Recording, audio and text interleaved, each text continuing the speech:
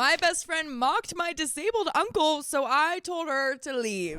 Originally posted on Am I the A-hole, but someone said to post it here. Yes, good job. I hope it fits. I, 17 female, live in a multi-generational home. It's my grandmother. My grandfather passed away 10 years ago, her children, and her children's children. There are 13 of us, all in a big old house. This comes from Specialist Wedding 75, and if you want to submit your own stories, go to the r/OKStorytime subreddit. So, my uncle, 45 male, is autistic, has PTSD, and has been through some crap in his life. We will call him Bruno for the remainder of this post because he looks and acts quite like Bruno from Encanto. He is also the youngest of his siblings, so it fits. As stated, Bruno has been through a lot. I don't know everything that happened to him, but it's not good. I'll say that. As a result, Bruno's hands shake all the time. He can get shaky all over his body, but it's mainly in his hands. When he was first diagnosed, it was so bad that he could not type on a computer or walk when it was in his legs. As you can imagine, the shakiness could make eating or doing other basic necessities difficult. I remember once he left the dinner table because he was so frustrated at not being able to use the utensils. Before anyone asks, yes, Bruno has tried the utensils for tremors, but he still had trouble scooping with those. I think my grandmother, his mother, had a talk with him because the next night she fed him. No one said anything and Bruno looked kind of embarrassed. Like I stated, Bruno has PTSD and this shakiness is related to his PTSD. There's nothing physically wrong with him, it's all mental. Dang, that's intense. That is pretty intense. Over the past 8 years or so, Bruno has gone to therapy and his shakiness has gone better. Most days he can feed himself and is a fully functioning adult. Still, there are days where it gets bad. When it gets bad, we all help him. That's what family does. Yeah, especially when you got 13 people there. Dude, that must be a pretty good time. Plenty of help to go around. Oh, yeah. Last week, Bruno had a very bad. His hands were shaking so bad that he could not work on his laptop. As you can imagine, he would have had a hard time feeding himself. My youngest brother, 6, asked him if he was having a bad day with his hands after he dropped a gallon of milk. Bruno said, yeah, kiddo, Uncle Bruno's having a pretty rough day. Brother, can I help? No, baby, I'll be okay. Okay. Later that day, right before dinner, my brother asked our mother if he could help feed Bruno. My mother said that that was a Bruno question. Brother said, Tio Bruno. Bruno, who was watching TV with most of the family on the couch. Why are you harassing me, child? Yes, this is my uncle's sense of humor. Brother, I'm gonna help feed you tonight. Bruno, no, can I, or may I, or anything like that. Brother giggles and shakes his head. Bruno, whatever you say, kiddo. This was the same night that my friend was going to eat with us and hang out with me. When we have guests over, we don't change anything. We've gotten a couple of weird looks, but most people keep their mouths shut or realize what's going on quickly, or it's been explained beforehand. I had even told this friend about my uncle before she came over for the first time. She has been over a few times for dinner, but Bruno had not needed help those times. I think she thought I was exaggerating. So as I said, my little brother wanted to help feed Bruno for dinner. Mostly my grandmother fed him, but my little brother fed him a few bites here and there. After dinner, Bruno gave the little brother a hug and said that he appreciated him. Aww. That's so cute. I love this. Oh. My friend and I went to my room after dinner. She immediately started on me, asking what was wrong with my uncle. Me, I told you he needs help eating sometimes. My friend said something along the lines that it was messed up that we feed him like a baby and that we force the baby to feed him. What? Girl, what? What does that even mean? That is so not what happened. Like, you just don't understand. You don't understand. Hopefully you say that comment out of a place of not understanding, and then you'll get understood, and then you'll stay understanding, and then you will forever be understand. I couldn't have said it better myself. Thank you. Me? Whoa, hold up. What are you talking about? She restated that she thought that we were treating Bruno like a baby. She brought up that there were utensils for tremors and that there's no reason he can't feed himself and that it was so messed up. She threw around words like infantilization and parentification. I don't really think she knows what those words mean or how extreme the accusation is. Dude, you gotta live a day in the house to really understand what's going on. You can't just throw things around like that. Can't do that. Like, what? You don't think they know? You don't think they'd try to choose all the methods that they could have thought about? Right. Yes. You ever think about wearing shoes when you go outside? Like, what if I just wanted to be barefoot? I want to feel the ground in my toes. Come on, like, what are we... Yeah, come on, girl. I asked her to calm down so that we could talk about this rationally. I was already getting angry, but thought that there was just a misunderstanding, and after an explanation, she would understand better. I don't even remember what she said that was the final straw, but eventually I said, that's enough. I won't stand here and let you disrespect my family like that. My uncle is effing disabled if you're too dense to tell. And if you would have just calmed down for 2 seconds, I could have explained that little brother wanted to help feed Bruno. If you would get your head out of your A, you would realize that it was mainly my grandmother who fed him. This was after a good 15 minutes of her berating me and my family and me trying to get her to calm down. Wow, you go, OP. Tell her off. Dang. Wow. She called me a liar and I told her to get out of my grandmother's house. Get out. She tried to say no, but I said that she was leaving because she had disrespected my family. I told her that if she wants to talk about this like a rational people later, then we can, but not right now. I told her to get out or else I would get my grandmother. Now, my grandmother is not a woman that you mess with. So she left. All right. How could you say to your friend, no, I'm not getting out? How do they tell you to leave? Dude. What? How does that? I don't know, man. This person is probably just like too sucked into TikTok and is just like, learning about these things from a lot of people who have very extreme opinions and is just applying that to this situation. I see. And it's just like, no, I actually know better than you who lives in this house and knows your uncle. I actually know better from having a few meals at your house. Sorry, just how it works. Yeah, it doesn't. It doesn't.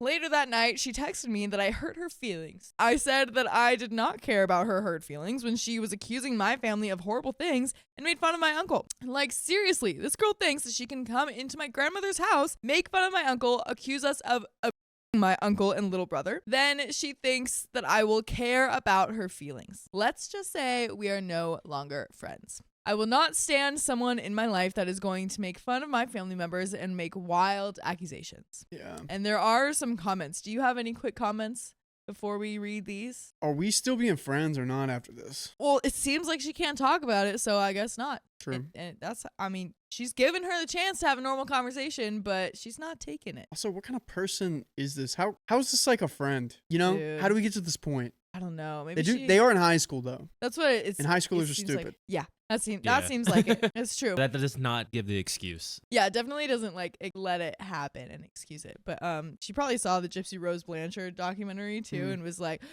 I have to save him. It went crazy. But it's like, girl, you can not jump to conclusions. How about that? Ever thought of that? Yeah, didn't think so. But there are some comments. Comment number 1 says, your uncle is a lucky man to have his family who loves and cares for him deeply. You and your family are helping when needed, which there is no shame in that. All I see here is a loving family take care of its members. Any fool who says otherwise should be ignored and obviously unfriended since they don't understand what it is to be a real loving family. And we do have an update. Oh, so I'm pissed. The bee strikes again. How? The day after I made my original post, one of my grandma's friends came to her saying that my ex-friend, who we'll call B for now, was gossiping about our family around school and her granddaughter heard about it. She's telling the whole school? I thought that was going to happen. She's telling the whole school? I was about to say something earlier. Rumors are going to go around. Things are going to happen.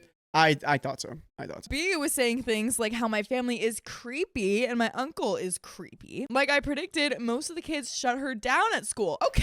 All right. Okay, let's go. I thought that I could keep what happened between B and me to myself despite what was happening at school. Unfortunately, my grandma asked if I knew what was happening. I cannot lie to my grandma and I told her everything. She was proud of me for standing up for my uncle, but she said that if something like this ever happens again, to tell. We decided to tell my uncle what was going on. While it's childish rumors, we want him to know. Bruno did not care too much. He said, all teenagers are evil aside from you guys. That's why I taught elementary school. Thanks, Uncle Bruno. Now to get into the meat of the story.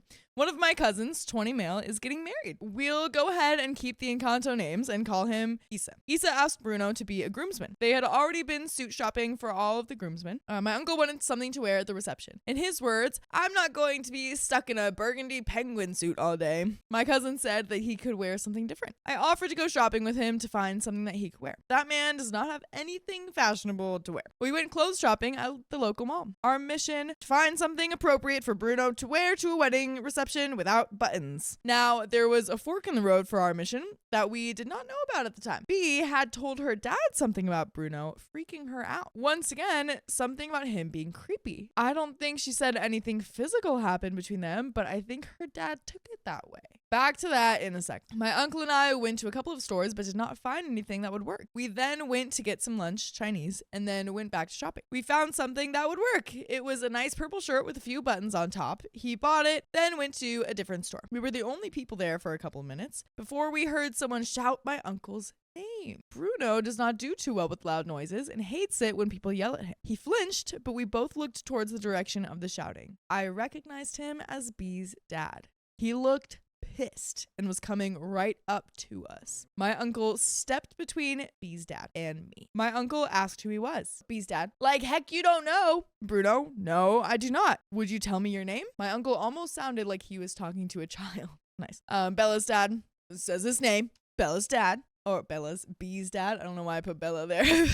Bruno, that's your friend, right? I nodded. B's dad, don't play stupid. You know exactly who she is. Bruno was starting to shake because he was being yelled at. He kept his composure even as B's dad started accusing him of some awful things. Now, I don't remember exactly what was said as I was starting to get scared. Logically, I knew that nothing was going to happen as B is 18 and she and Bruno had never been in a room alone together. It was still terrifying to have those accusations thrown around. Bruno, sir, I can assure you that nothing like that has happened. This is a misunderstanding that we can talk about. We can get Bobby, Bruno's friend and resource officer for the school district, to mediate if you want. Dang, he's going right to the solution. Yeah, I guess so. As everyone should. Right. He's like, this is what we need to do now. Yeah. As everyone should. Yeah. Don't play games. Absolutely. At this point, all of the yelling had attracted the manager of the store. Manager, what seems to be the problem here? Bruno, there's just been a misunderstanding. Everything happened so fast. 1. B's dad hit Bruno across the face while screaming. There ain't been no misunderstanding. 2, I grabbed my uncle's shoulders to try and steady him and pull him away while shouting, what the F is wrong with you? 3, B's dad grabbed him by the collar and got right in his face, screaming something. I let go of Bruno because there was no way to get him away from this insane person without hurting him. The manager called security and the police. Thankfully, this made B's dad drop Bruno and he tried to run off. By the time everything calmed down, Bruno was sitting with his back to the shelves and knees to his chest. He was having a panic attack, which had not happened in a long time. Before the police showed up, I was able to get Bruno mostly calmed down. The officer took everyone's statements. I explained to the officer that Bruno was autistic and was not up for talking right now. All the officer asked was if he wanted to press charges. Bruno nodded. Oh, good. As good. he should. Absolutely. Dang. Oh Yeah. my gosh. I ended up having to call Bruno's brother to help as Bruno could hardly walk. He was shaking so bad. We have a trial date, and with all the evidence, hopefully B's dad will be locked away for a while. For people who will ask, yes, Bruno is okay now. It's been nearly a month. For a couple of days, he was pretty scared and shaky. I won't go into detail as he does not want me to, but he is all right now. He just wants the whole thing to be over. B claims that she never made any accusations to her father against Bruno. She avoided the question as to why her father thought that anything happened. I'll be happy to answer any questions. There are some comments. She might be lying too. Probably. I don't know. I mean, Well, I understand that if a kid won't answer, like he was just creepy, and then your thoughts get a hold of you. I don't know. This person. yeah. Goodness gracious. Yeah, because I can see, like, if, even if it was a misunderstanding with B and her dad, like, maybe she was, like, being stupid and just being like, yeah, he's, like, so creepy. Yeah. And, like, maybe making some things up or, I don't know, just to make it sound worse so that she would be, I don't know. But, even if there was a misunderstanding and she didn't even mean it to be like that he did anything and then the dad took it that way, she should get in the middle of it and be like, no, that's not what I mean. It's not that, Yeah, he was just, yeah. I just didn't like him because I'm an awful person. That's all. Yeah. But, yeah. Oh my Goodness gosh. gracious. Press charges. So glad that he's doing What that. the heck? This just kind of reminded me of that one scene in Crazy Stupid Love. Yeah. Oh yeah. Yeah. Like, We- no, don't. And it just, Oh everyone, my it just gosh. Love all that movie. explodes. Yeah. We watched that together, Yeah, right? we watched that recently, actually. It's Yep. good. That was the first time watching it. Anyway, we've got some comments. Comment number 1 says, B claims that she never made any accusations to her father against Bruno. Yeah, right. While she may not have said the words, no doubt that she played it up for her old man and he got the wrong message loud and clear. Because of her lies, he's now in some caca. And depending on how lenient or not the judge judge/magistrate is, he may have a real awkward time of it. OP replied, agreed. How would her dad have even thought that he did something without her hinting at it? And we have another update. Really quick before that update, like that's another thing I'm thinking about now is like, I feel like the dad would ask questions. If she like said like, oh yeah, he's being really creepy, he'd be like, how? Yeah. And then, have to give him some sort of answer. Like, I'm sure the dad didn't just like, he did something, like just play up this thing in his head. I don't know. True that. And it doesn't really seem like this guy thinks. The dad. Yeah. From his past actions. Yeah, it doesn't seem like it. I do support him being like protective of his daughter, but absolutely like check your facts. This is not the way to do it. Check your sources. Yeah. Absolutely. But there is another update. So we had the trial this past week, 2 days. Not sure how much I can say, so I'm going to be a bit vague. I also was not in the courtroom the whole time as I was a witness and could not see the other testimony, so some of this is coming from Bruno. But first, here's a laugh. My mom was watching a crime documentary about cops using security cameras to solve crimes. Mom, that's cheating! Bruno, walking through the living room to go to the kitchen, confused. What's cheating? Mom, the cops using the cameras. Bruno, well, the criminals are cheating in life, so I think that's okay. I swear I could make a book of Bruno's one-liners. Anyway, on to the BS. The father's main argument was that Bruno assaulted B and he could not be held responsible for his actions as he was protecting his baby from a 45-year-old. Throughout the whole thing, B's dad and his lawyer tried to make B sound a lot younger than she was. She is 18, not a child. This was disputed as Bruno and B have never been in the same room alone and have barely had a conversation before. It also came up that my uncle is not attracted to females and has only been in relationships both romantic and spicy sleep-like with males. In other words, Bruno is gay. Happy Pride. You could see the color drain from B's dad's lawyer's face when this fact was brought up. Yeah, you gotta check your sources, dude. Gotcha, man. He's like, we just lost. Yeah, it's like, we lost. According to Bruno, they knew that they were effed at this point, though he hated his being on trial. They tried to prove that Bruno was not gay because he had not been in a relationship in 5 years. Sexuality does not have an expiration date, Bruno said. They went through the evidence, which was mainly the police report and footage from the store. When I took the stand, I corroborated that B had never been in the same room alone as Bruno while in our house, as she was always with me, as she was my friend. I also recounted the day of the assault. B was one of the last people to take the stand. She tried to backpedal and said that she felt uncomfortable by my uncle and that he looked at her weird. She was eventually forced to admit that Bruno never touched her or said anything of spicy nature to her. It was amazing to see. The judge said, I'm sorry that you felt uncomfortable by a man with special needs living his life as a man with special needs. I'm sorry that you felt uncomfortable that a man with special needs has to have his needs met and that they are being met. A special needs man living his life and you being uncomfortable about that is not, however, a reason to spread false allegations. Intentional or not, Mr. B's dad, a special needs man being in public is not a reason to assault him, no matter what he may have done. I love that judge. That's what OP said, but I also love that judge. Me as Angie.